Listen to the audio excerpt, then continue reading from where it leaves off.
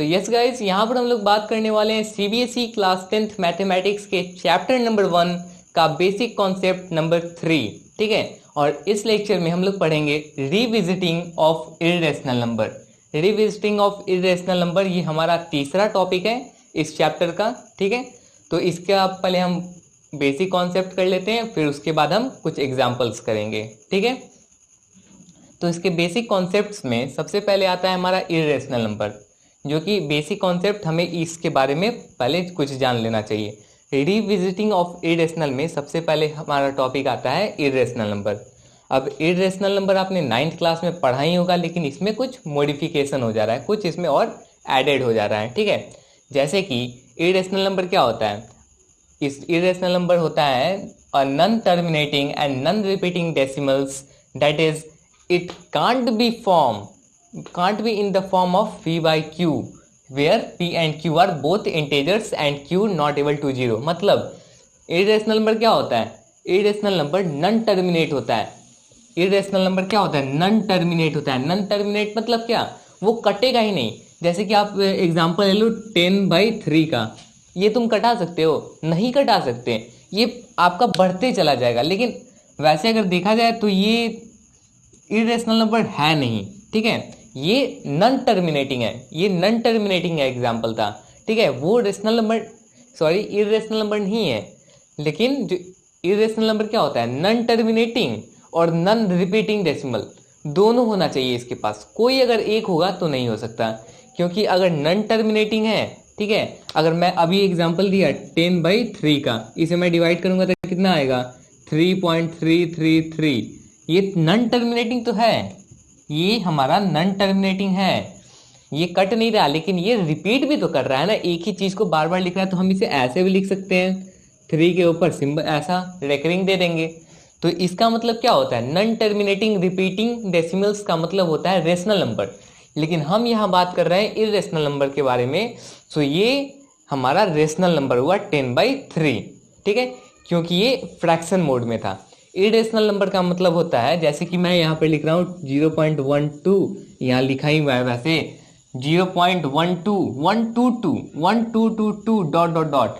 मतलब जरूरी नहीं इसी फॉर्म में रहे, कोई भी फॉर्म में रहे, बस कटना नहीं चाहिए।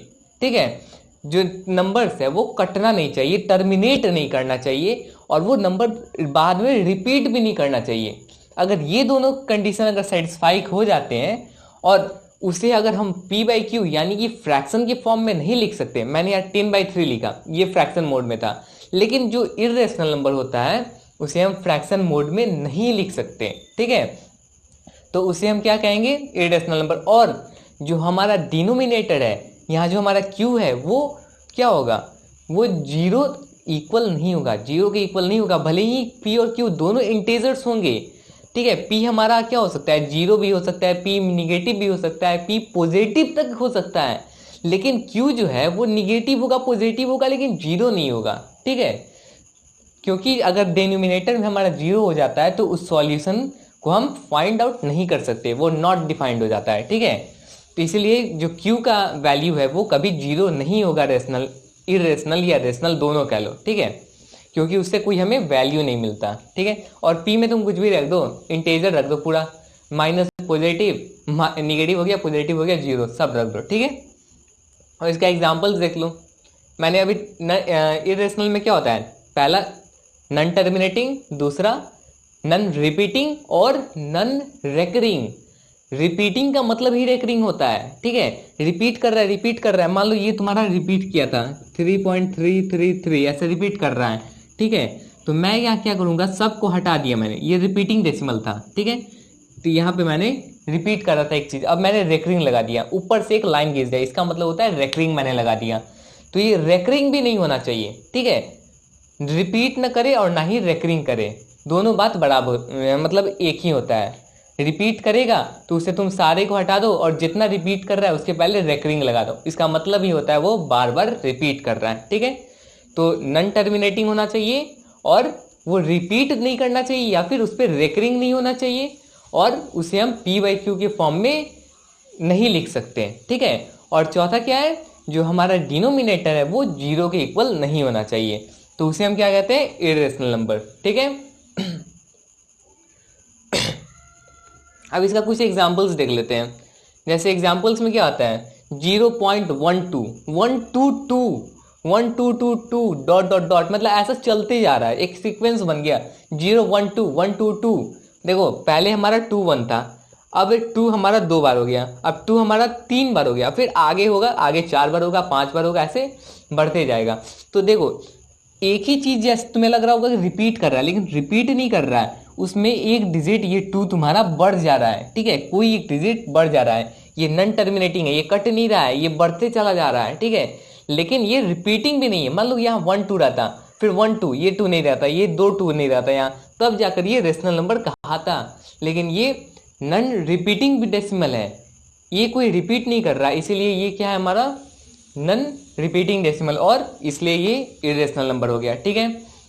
अब सेकेंड एग्जाम्पल देख लेते हैं। जैसे जितने भी अंडर रूट प्राइम नंबर्स होते हैं वो सारे के सारे हमारे क्या होते हैं, इरेशनल नंबर। जैसे कि √2, √2 को क्या कर सकते हैं, √2 क्या है हमारा irrational number, obviously irrational number है, इसका हम आज प्रूफ भी करेंगे कि √2 हमारा इरेशनल नंबर है, ठीक है।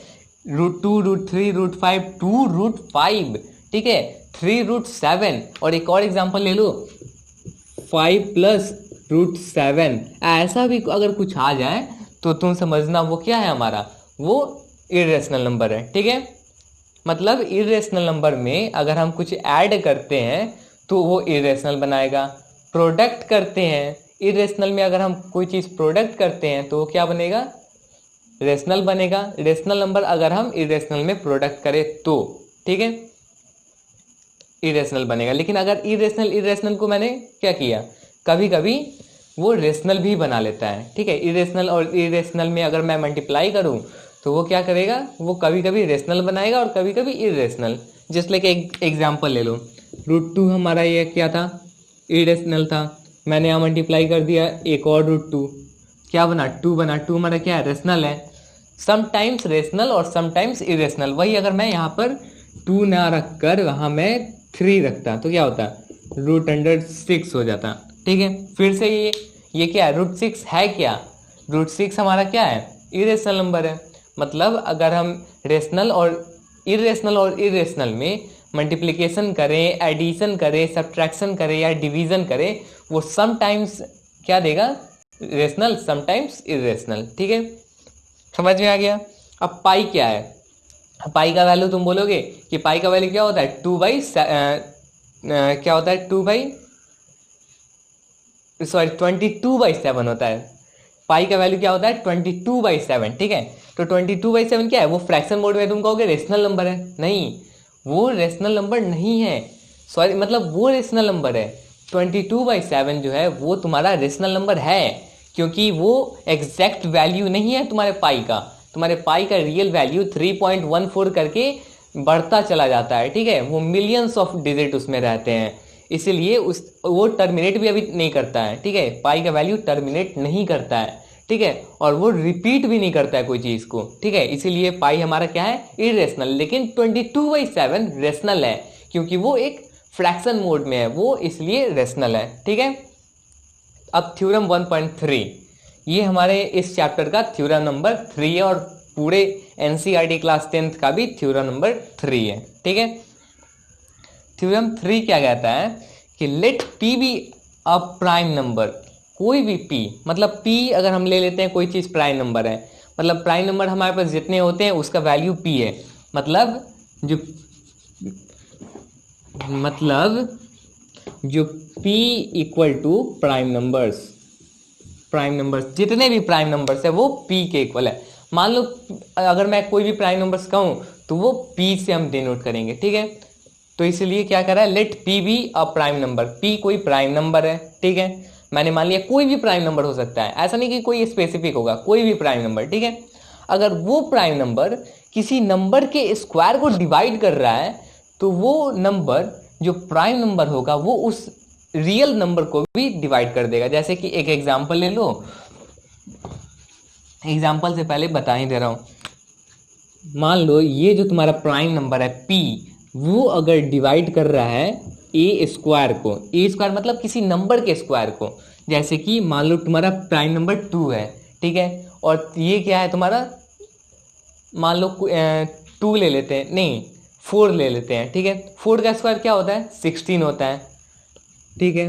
कोई परफेक्ट स्क्वायर यहाँ रख दो, ठीक है। 4 का स्क्वायर क्या होता है, 16 होता है। क्या 2 जो है वो 16 को डिवाइड कर सकता है, एकदम कर सकता है, ठीक है। तो जब 16 को डिवाइड कर रहा है यानी कि ए स्क्वायर को डिवाइड कर रहा है, जब ए स्क्वायर को किसी प्राइम नंबर ने डिवाइड कर दिया तो वो प्राइम नंबर उसी जो स्क्वायर का जो रूट वर्ड्स है, जैसे कि हमारा 4, इसे भी डिवाइड कर सकता है, ठीक है। ये 2 4 को भी डिवाइड कर देगा, ऐसा एक थ्योरम है, ठीक है।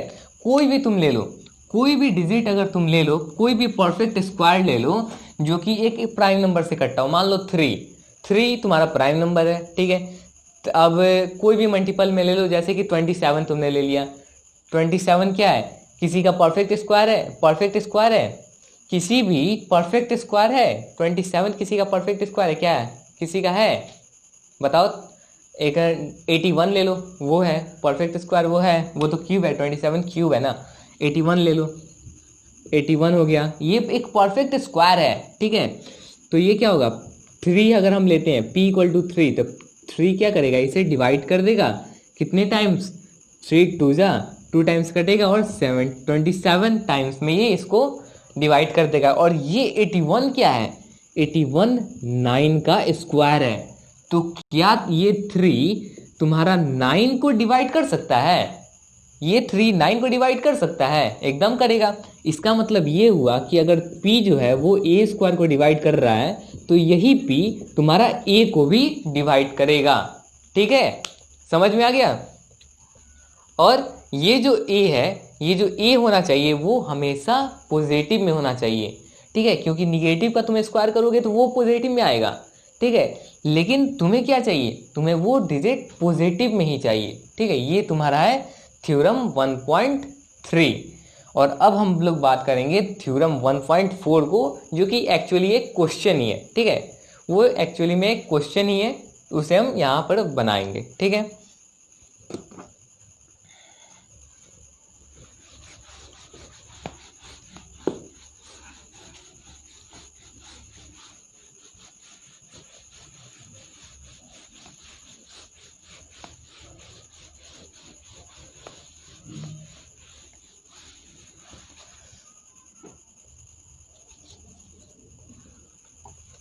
ठीक है, थ्योरम 1.4 हमें बनाना है, ठीक है। थ्योरम 1.4, थ्योरम 1.4 में कहता क्या है, इसका स्टेटमेंट क्या है, इसका स्टेटमेंट है हमें प्रूफ करना है, हमें प्रूफ करना है कि √2 जो है वो क्या है, वो इर्रेशनल है, इज इर्रेशनल। मैंने अभी तुम्हें बताया था इरेशनल का, जब मैंने एग्जांपल दिया था तो मैंने बताया था तुम्हारा √2 जो है, √3 है, √5 है, ये सब क्या है, ये सब तुम्हारा इरेशनल नंबर है। और अब यहाँ पर हम उसे प्रूफ करेंगे कि वो इरेशनल क्यों है, ठीक है। तो जब भी किसी चीज़ को प्रूफ किया जाता है तो जस्ट उसका अपोजिट ले लिया जाता है। मान लो तुम्हें कह रहा है कि इस नंबर को इरेशनल प्रूफ करो, तो इरेशनल का अपोजिट क्या होता है, रेशनल। तो मान लिया जाए कि हमारा जो √2 है वो इरेशनल नंबर है, ठीक है। मतलब अगर किसी चीज़ को प्रूफ करना है तो तुम उसे गलत साबित करना शुरू कर दो, ठीक है। गलत साबित होगा, तुम अपने आप जाकर आगे गलत साबित हो जाओगे, तुम खुद, तुम्हारा जो कॉन्ट्रडिक्शन है गलत साबित करने का वो तुम्हारा गलत हो जाएगा। तो इससे पता चल जाएगा जो हमारा उसका अपोजिट वाला था वो सही है। तो इसका अपोजिट क्या है, रेशनल। इरेशनल का अपोजिट रेशनल होता है, क्योंकि रियल नंबर के दो टाइप्स हैं, रेशनल और इरेशनल। जब इरेशनल नहीं है तो जाहिर सी बात है रेशनल होगा, ठीक है।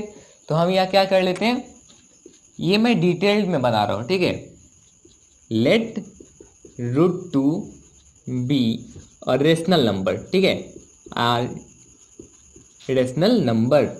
जो हमारा √2 है वो रेशनल नंबर है, और क्योंकि जो √2 है वो हमारा रेशनल नंबर है, रेशनल नंबर का डेफिनेशन कहता है कि अगर कोई नंबर रेशनल नंबर है तो उसे हम p/q के फॉर्म में यानी कि फ्रैक्शन के फॉर्म में रिप्रेजेंट कर सकते हैं। तो p/q यानी कि फ्रैक्शन मोड, कुछ भी लिख दो, a/b c/d कुछ भी, लेकिन फ्रैक्शन मोड में होना चाहिए, ठीक है। तो हम क्या लिखेंगे, and √2 equals to a/b। a/b क्यों? क्योंकि ये रेशनल नंबर है, ठीक है। a/b रेशनल नंबर है, मतलब जो हमारा √2 है वो हम रेशनल माने तो रेशनल क्या होता है, p/q के फॉर्म में रिप्रेजेंट करना। मतलब √2 को जब हम रेशनल में रिप्रेजेंट करेंगे तो कुछ a/b के फॉर्म में आएगा। a के जगह पे कुछ हो सकता है, b के जगह पे कुछ हो सकता है, ठीक है। ये हमें मालूम नहीं है, इसलिए हम कुछ वेरिएबल रख दिए कि हाँ भाई फ्रैक्शन मोड में आएगा ही। अब ये वेरिएबल है, कोई फिक्स्ड नहीं है कि हाँ मैं गलत हूँ यहाँ पर। जब रेशनल फ्रैक्शन मोड में आ सकता है तो ऐसे भी हो सकता है, ठीक है, लिखने में कोई दिक्कत नहीं है। लेकिन जब a/b है तो इसमें एक और डेफिनेशन आता है रेशनल नंबर का कि हमारा जो √2 है वो क्या होना चाहिए, उसका जो HCF है and a and b are coprime number, ठीक है। जो a और b है हमारा वो को प्राइम नंबर है। मैंने क्या बताया, √2 को हमें इरेशनल प्रूफ करना है इसलिए हम रेशनल ले लिए। और √2 क्या है, √2 रेशनल हम माने हैं तो रेशनल के इसमें रिप्रेजेंट किया जाता है a/b के फॉर्म में, यानी कि फ्रैक्शन मोड में। और फ्रैक्शन मोड में कर लिया, और ये जो a/b है वो को प्राइम नंबर है। को प्राइम नंबर मतलब क्या होता है, उसका जो HCF होता है a और b का वो 1 होता है, ठीक है। इसके बीच में कोई भी मतलब डिजिट नहीं आ सकता। कोई भी रेशनल नंबर ले लो और उसे तुम सिंप्लीफाई कर दो, ठीक है, उसे तुम सिंपलेस्ट फॉर्म में ला दो तो वो तुम्हारा क्या होता है, एक रियल वैल्यू होता है। इसीलिए हम यहाँ क्या कर रहे हैं कि जो a और b होता है वो हमारा को प्राइम नंबर है, ठीक है। अब हम क्या करेंगे कि अब देखेंगे, अरे भाई यहाँ पर क्या है, हमारा √2 है। रूट जब भी आ गया बच्चे को डर लगना शुरू हो गया, ठीक है। तो रूट आ गया, कोई दिक्कत नहीं है, सिंस लगा दो और √2 को स्क्वायर यहाँ कर दो, बोथ साइड स्क्वायर कर दो, स्क्वायरिंग ऑन बोथ साइड। यहाँ लिख भी दो, साथ साथ लिखना जरूरी है, स्क्वायरिंग ऑन बोथ साइड्स, ठीक है, स्क्वायरिंग ऑन बोथ साइड्स, क्योंकि हमें √2 को हटाना है। अब रूट स्क्वायर क्यों किया, स्क्वायर कर देंगे तो ये क्या रूट खत्म हो जाएगा, हाँ एकदम खत्म हो जाएगा। देखो कैसे, जैसे कि हम लिखते हैं 9 को क्या लिख सकते हैं हम, 3 × 3।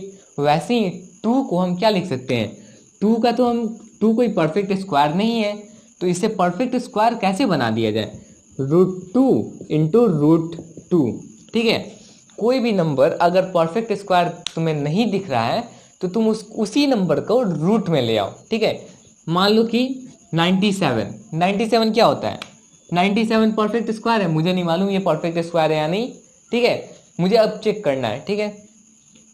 तो मैं यहाँ क्या करूँगा, 97 × 97 लिख सकता हूँ, ठीक है। अगर कोई नंबर परफेक्ट स्क्वायर नहीं है तो उसे हम इस फॉर्म में लिख सकते हैं, मतलब √97 × √97 इक्वल टू 97, ठीक है, समझ में आ गया। अब यहाँ पर मैंने क्या दोनों तरफ स्क्वायर कर दिया, अब क्या होगा, स्क्वायर मतलब √2 × √2, ठीक है, तो ये क्या हो जाएगा 2 हो जाएगा हमारा। और यहाँ क्या था, a का स्क्वायर और b का स्क्वायर, a और b का होल स्क्वायर है, ठीक है, a/b का होल स्क्वायर, तो क्या हो जाएगा a² b का स्क्वायर, ठीक है, a² b का स्क्वायर, ठीक है। अब क्या करना है, अब सेपरेट कर लो भाई, डिवाइड में है इसे लाके यहाँ मल्टीप्लाई कर दो, क्या होगा, और एरो का साइन लगाना बहुत ज़रूरी है, ठीक है। b² यहाँ हो गया तो क्या हो गया हमारा 2b² = a², ठीक है, 2b² = a² हो गया हमारा। अब तुम ध्यान दो कि क्या 2 जाकर a² को डिवाइड कर सकता है, एकदम करेगा, देखो b² = a²/2, ठीक है। और अब थ्योरम 1.3 को ध्यान में लाओ। थ्योरम 1.3 क्या कहता है कि ये अगर कोई प्राइम नंबर है, ठीक है, अगर कोई प्राइम नंबर किसी परफेक्ट स्क्वायर को डिवाइड कर रहा है तो वो उस नंबर को भी डिवाइड कर सकता है जो परफेक्ट स्क्वायर, मतलब जो परफेक्ट स्क्वायर है वो जिसका नंबर है, मतलब जिस नंबर का वो परफेक्ट स्क्वायर है उसे भी वो प्राइम नंबर डिवाइड कर देगा। यानी कि जो हमारा according to theorem 1.3 2 divides a square, then 2 also divides a। ठीक है, ये हमारा क्या है, थ्योरम नंबर 1.3। ठीक है, 2 ए स्क्वायर को डिवाइड करेगा यानी कि 2 ए को भी डिवाइड कर देगा। ठीक है, और अगर 2 हमारा ए स्क्वायर को डिवाइड कर रहा है तो उसका कुछ तो होगा ना, उसका कुछ क्या आएगा, उसका कुछ कोसेंट आएगा, उसका कुछ रिमाइंडर आएगा। जैसे देखो मैंने यहाँ क्या किया, सेंस लगा दो यहाँ पर, मैंने यहाँ पे इसको डिवाइड किया।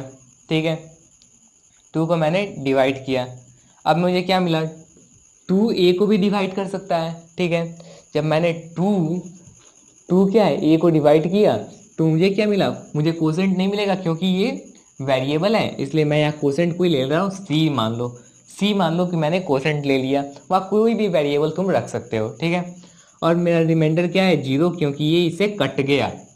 ठीक है, क्योंकि इसमें बता रहा है कि ये एक परफेक्ट स्क्वायर है और ये इससे कट जा रहा है। ठीक है, तो क्या हुआ हमारा, हम क्या लिख सकते हैं, a इक्वल टू 2c लिख सकते हैं।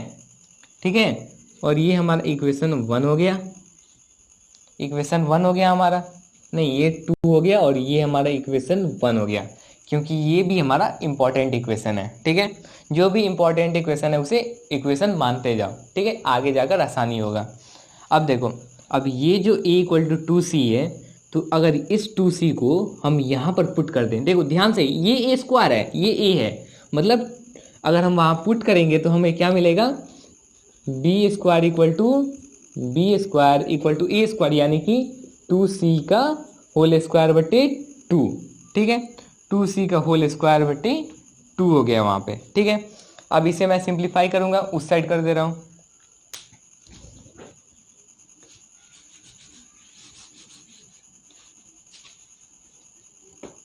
मैं यहाँ सिंप्लीफाई कर हटा ही दे रहा हूँ इसे।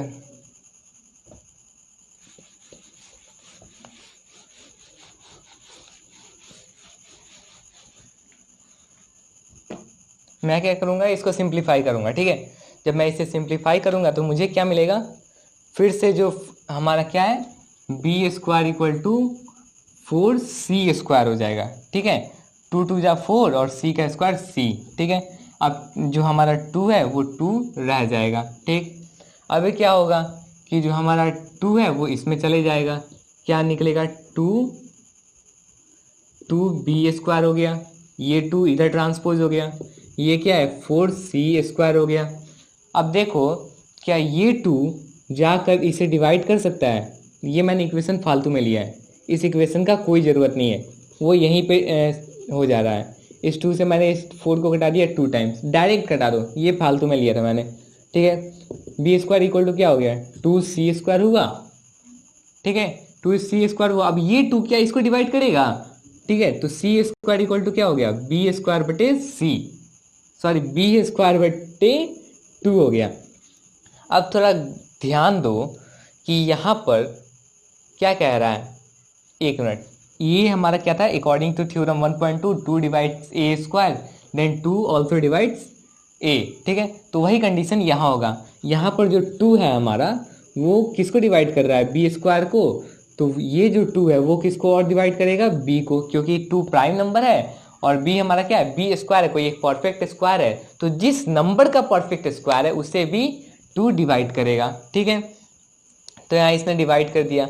अब तुम अगर ध्यान से सोचो तो मैंने पहले बताया हुआ है कि ए बाई बी क्या है, को प्राइम है। को प्राइम मतलब क्या, उसका 1 के अलावा कोई अदर कॉमन क्या होता है, कोई अदर कॉमन नंबर हो ही नहीं सकता जो उस दोनों को काट सके। लेकिन यहाँ मुझे पता चल रहा है कि 2 ए को भी काट सकता है और 2 बी को भी कैंसिल कर सकता है, मतलब दोनों में 2 हमारा क्या है, कॉमन है। ठीक है, दोनों में जो है वो 2 हमारा कॉमन है, तो इसके लिए हम क्या लिखेंगे,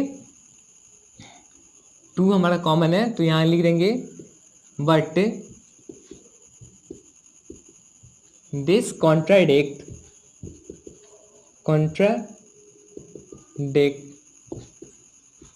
the fact that root 2 is rational, ठीक है, √2 रेशनल है। क्यों ये हमें गलती क्यों माना? जो हमारा √2 है वो रेशनल क्यों है? √2 हमारा सॉरी मतलब ये हमने रेशनल माना हुआ था। √2 जो है वो उसे हमने रेशनल माना था और ये इसको कॉन्ट्राडिक्ट कर रहा है, मतलब इसे गलत साबित कर रहा है। ये जो सॉल्यूशन हमने किया वो इसे गलत साबित कर रहा है। क्यों गलत साबित कर रहा है? क्योंकि √2 जो है वो क्या है, एक इरेशनल है और मैंने इसे रेशनल मान लिया, ठीक है। मैंने बताया था कि उसका अपोजिट मानोगे काम चल जाएगा, मतलब काम तुम्हारा बन जाएगा। मैंने √2 को रेशनल माना और ये बता रहा है कि नहीं भाई तुम यहाँ गलत हो। रेशनल का मतलब होता है जो ए और बी दोनों है उसका HCF 1 होगा, लेकिन यहाँ पर जो HCF बता रहा है बी का भी 2 होगा और ए का भी 2, यानी कि कॉमन जो उसका नंबर है, कॉमन जो उसका कैंसल आउट कर सकता है वो 2 हो सकता है, लेकिन हमें चाहिए सिर्फ 1, ठीक है। तो ये परफॉर्म नहीं कर रहा है उस जगह पे, मतलब 2 दोनों में कैंसिल कर रहा है, इसीलिए जो √2 है वो क्या हो जाएगा, सो √2 इज क्या, √2 क्या हो गया हमारा, इरेशनल, ठीक है, इरेशनल नंबर हो गया, ठीक है। यहाँ पर हम इसका पूरा बेसिक कॉन्सेप्ट 3 को ख़त्म कर लिए। यहाँ पर बेसिक कॉन्सेप्ट जो हमारा आज का था रिविजिटिंग ऑफ इरेशनल नंबर वो यहाँ पर ख़त्म हो गया। अब एग्जाम्पल्स इसका देख लेते हैं, ठीक है।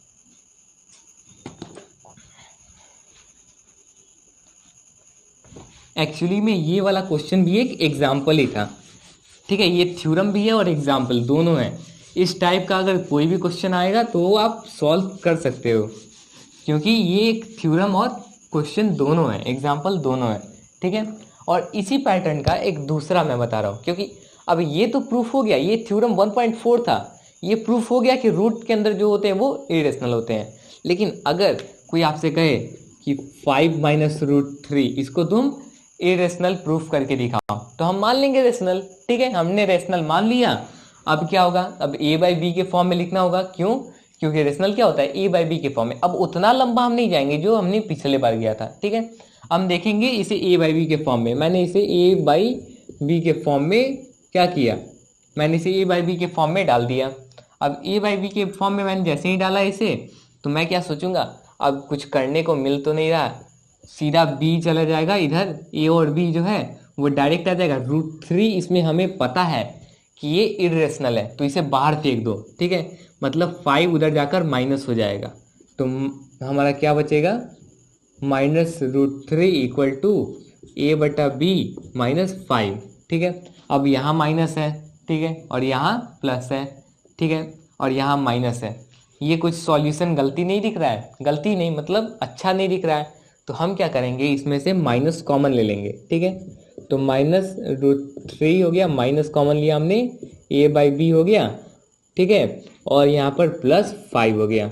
अब इससे अगर हमने माइनस किया, क्या, एक मिनट, ये हमारा जो है वो माइनस में आ जाएगा, -a/b, क्योंकि माइनस माइनस प्लस और माइनस प्लस माइनस, ठीक है, हमने कॉमन ले लिया और यहाँ से ये कैंसिल आउट हो गया माइनस, ठीक है। तो √3 इक्वल टू क्या बचेगा, a, अब सीधा इसको अच्छे से लिख लेते हैं क्योंकि माइनस पहले है, तो 5 - a/b हो गया, ठीक है, और a/b हो गया। तो अब क्या करेंगे इसमें, अब हम एलसीएम ले लेंगे b, √3 equal to 5b - a, और एलसीएम हमारा हो गया b, ठीक है, ठीक है, एलसीएम हो गया हमारा b। अब क्या करना है, अब देखो ये तो हमारा रेशनल है, a/b के फॉर्म में है, फ्रैक्शन में है, लेकिन जो √3 है वो क्या है, √3 हमारा क्या है, ये इरेशनल है। थ्योरम 1.4 याद करो, अभी बताएं, ये इरेशनल है, ठीक है। तो रेशनल कभी भी इरेशनल की इक्वल हो नहीं सकता, और a और b का हमें एग्जैक्ट वैल्यू मालूम नहीं है, इसीलिए, और √3 जो कि इरेशनल है, जो कि हमारे पास एग्जैक्ट वैल्यू है, जिस कारण हम जो है इस वैल्यू को क्या करते हैं, ये जो हमारा 5 - √3 है उसे हम क्या कहते हैं, ये एक इरेशनल नंबर है, ये 5 - √3। अब एक और क्वेश्चन आता है 2√7, ठीक है, 2√7, तो वही कर लो यार, इसमें भी क्या बड़ा बात है, 2√7 मतलब a/b हो गया, ठीक है। और क्या हो गया, 2 इधर जाकर डिवाइड हो गया, मतलब √7 इक्वल टू a/b, और 2 जो था मल्टीप्लाई था वो जाकर डिवाइड हो गया, इधर डिवाइड हो गया, ठीक है। डिवाइड हो गया मतलब इसमें आएगा, ठीक है।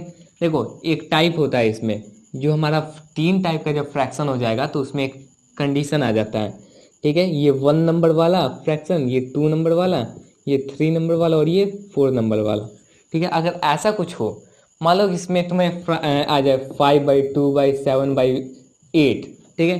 तो ऐसे करना क्या है, तो तुम क्या करोगे, ये वाला जो है, मतलब जो तुम्हारा लास्ट वाला है वो हमेशा तुम्हारा फर्स्ट से जाकर मल्टीप्लाई होगा, और सेकंड वाला हमेशा थर्ड से।